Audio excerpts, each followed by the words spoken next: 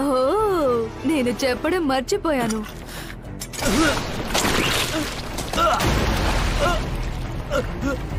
నేలలోని కొన్ని స్పాట్లను ఇదివరకే నేను మట్టిగా మార్చేశాను. నీతో తలపడే వాటిని ఒక్కసారిగా వైట్ స్వింగ్స్ తో క్లియర్ చేయగలను అనుకుంటున్నావేమో, కానీ నువ్వు ఎంత కదిలితే అంత చిక్కుకుపోతావు. నీతో పాటు వచ్చిన వాళ్ళల్లో నాతో పోరాడే సత్తా ఉన్నవాడివి నువ్వు ఒక్కడివే. కాబట్టి నిన్ను గనక న్యూట్రలైజ్ చేస్తే మేము గెలిచినట్టే. ఇక నువ్వు ఖచ్చితంగా మట్టిలో కూరుకుపోవాల్సిందే. ఈలోగా మేము నోరు మూస్తావా? నువ్వు ఉపయోగిస్తున్న చిన్న చిన్న టాక్టిక్స్ నాలో కోపం పెంచుతున్నాయి. కానీ నేను శాంతంగా ఉండి గమనించడం వల్ల క్లియర్ గా తెలిసింది. నువ్వక్కడ నిలబడి మట్టిని షవల్తో కంట్రోల్ చేస్తున్నావు. ఇక నువ్వు నష్టాన్ని సరిచేసేందుకు నీ ప్రాణప్రదమైన సాధనాన్ని వాడుతున్నావు. నేను ముందు అదే అనుకున్నాను, కానీ అది పొరపాటు. ఒకసారి నువ్వే ఆలోచించి చూడు. నీ కాళ్లను చూసుకో. నువ్వు స్నో షూస్ లాంటివి వాడుతున్నావు. ఆవిడ మట్టి బొమ్మను తయారు చేయడానికి ముందు నువ్వు కిందకి వంగి ఏదో చేయడానికి ప్రయత్నించడం చూశాను.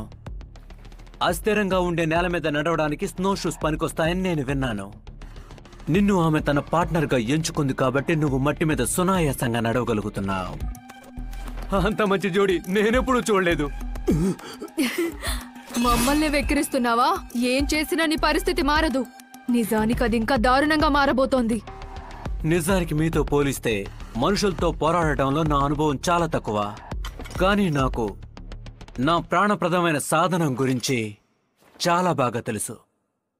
బరువు, వాసన, ఆకృతి అవన్నీ తెలుస్తాయి. ప్రతిరోజు ఉదయం అది ఎలా పనిచేస్తుందో అడుగుతాను, దాన్ని జాగ్రత్తగా చూసుకుంటాను. తప్పనిసరిగా ప్రతిరోజు దాన్ని పరీక్షిస్తాను. దానితో దాడి చేస్తే ఏం జరుగుతుందో చూస్తాను. ఎంత గట్టిగా, ఎంత వేగంగా అది ఏడువైపు ఎగురుతుందో చూస్తాను. అదంతా నేను చక్కగా గుర్తు పెట్టుకుంటాను.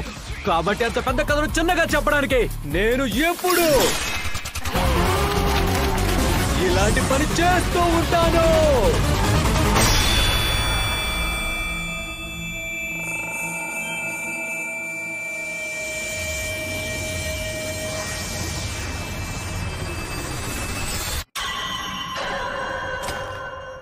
అది సంగతి.